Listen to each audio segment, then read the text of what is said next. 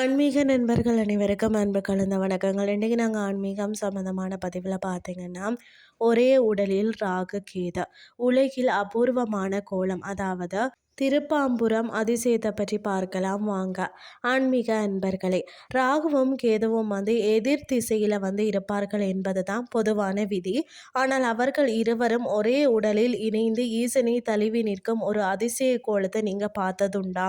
அந்த அபூர்வ காட்சியை காணணும்னு சொன்னால் நாம் செல்ல வேண்டிய இடம்னு சொன்னால் அது திருவாரூர் மாவட்டத்தில் இருக்கக்கூடிய திருப்பாம்புரம் அருள்மிக்க சேசபுரீஸ்வரர் திருக்கோயிலை பற்றி தான் நாம் இன்றைக்கு பார்க்க போகிறோம். இந்த ஏக சரீர கோலத்தின் பின்னணி என்னன்னு சொல்லி பார்த்தோம்னு சொன்னால், புராணங்களின் படி பார்த்தீங்கன்னா ஒரு முறை ஆதிசேஷன் பாம்புகளின் தலைவன் சிவபெருமானின் சாபத்தால் தான் தன் விஷத்தை இழந்தாராம். அந்த சாபம் நீங்கணும்னு சொன்னால் மகா சிவராத்திரி அன்று பூமிக்கு இந்த தல இறைவனை வழிபட்டாராம்.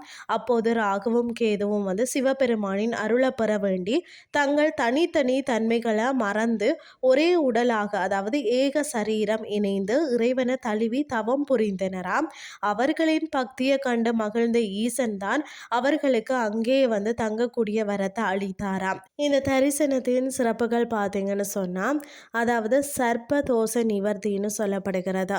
ராகவும் கேதுவும் பிரிந்து இருந்தால் தோஷம், அவர்கள் இணைந்து ஈசனை சரணடைந்த நிலையில இருக்கிறதால இது மங்கள ராகு கேது தலம் என்று அழைக்கப்படுகிறதாம்.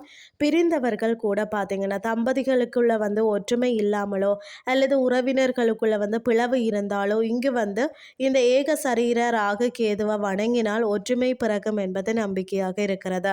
மற்றது ராகு கேது தசை நடப்பவர்கள், ஜாதகத்தில் ராகு தசை அல்லது கேது தசை நடப்பவர்கள் இங்கு ஒரு முறை தரிசனம் செய்வது 18 வருட ராகு தசை மற்றது 7 வருட கேது தசையினால் ஏற்படும் இன்னல்களை குறைக்கும்னு சொல்லப்படுகிறது.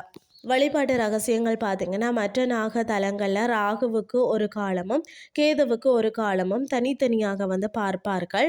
ஆனால் இங்கே ராகு கேது இருவரும் ஒன்றாக இருக்கிறதால ஒரே நேரத்தில் இருவருக்கும் பரிகாரம் செய்ய பலன் கிடைக்கிறதா. இந்த அபூர்வ தகவலை உங்களுடைய நண்பர்களுக்கும் பகிருங்கள். ராகு கேதுக்களின் அருள் அனைவருக்கும் கிட்டட்டும்.